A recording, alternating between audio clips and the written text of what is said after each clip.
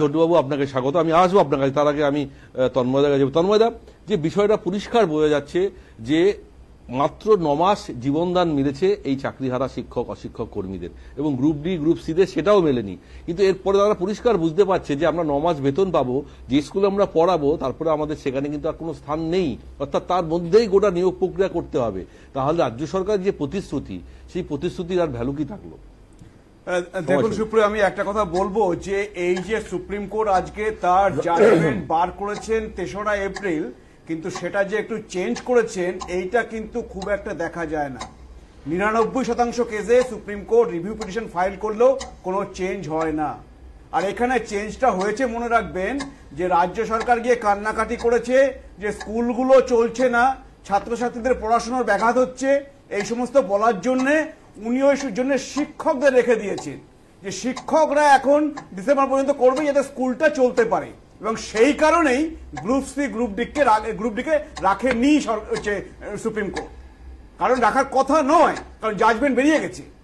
Review petition যেটা হয়েছে ওইটুকু দেওয়া হয়েছে ছাত্রছাত্রীদের পড়াশোনাটা হচ্ছে না বলে, এবং সেক্ষেত্রে বলা হয়েছে যে যারা যোগ্য, মানে কি তার মধ্যে অযোগ্য ঢুকে আছে তো, যে কিন্তু তারা প্রমাণিত অযোগ্য নয়, তার মধ্যে যারা ঢুকে আছে, সুতরাং যোগ্য মানে যারা হচ্ছে টেন্টেড অযোগ্য নয়, তো সেইটা হচ্ছে তাদেরকে বলা হয়েছে।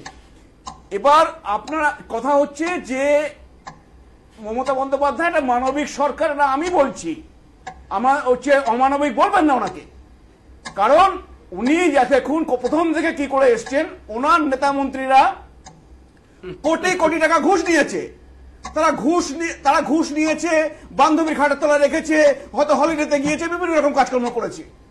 তো এখন উনি হচ্ছে তাদের প্রধান, তো ওনাকে তো সেই ঘুষখোরদের পড়ে করতে হবে। তাহলে যে চাকরি প্রার্থীর অযোগ্যরা ঘুষ দিয়ে চাকরি পেল, তাদেরকে উনি কি প্রোটেক্ট করে পারেন? তো উনি প্রথম থেকে সেই চেষ্টাটা চালিয়ে গিয়েছে, এবং সেই চেষ্টাটা চালিয়ে গিয়ে ওই 6000কে পরে বার করতে বাধ্য হয়েছে সিবিআই আসার পরে, সিবিআই খুঁজে বার করার পরে, না হলে ওরাও থাকতো এই যোগ্য অযোগ্যদের মধ্যে যে 19,000 রয়েছে এখনো।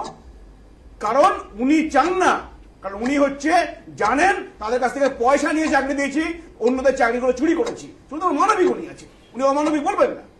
এবার আমি এটা বলছি যে কেন এটা হবে না, কেন সরকার বলছে না সুপ্রিম কোর্টে যে এইটা যোগ্য এটা অযোগ্য, কারণ এই কারণ ভেবে দেখুন যে 6000 প্রমাণিত অযোগ্য তারা বেরিয়ে গেছে, পয়সা ফেরত দিতে হবে। এবার 19,000 যে আছে তার মধ্যে ধরুন আরো 2000 হয়তো এরকম বেনজল ঢুকে আছে, যারা অযোগ্য ঢুকে আছে। তাহলে সেই 2000কে যদি আজকে ওনারা বার করে দেন, মানে সেখান থেকে দেখবেন 200 কোটি টাকা তুলেছে। এবার সুপ্রিম কোর্ট বলবে তাদেরকে টাকা ফেরত দিতে হবে, তো অযোগ্যদের টাকা ফেরত দিতেই হবে, সুদ সমেত।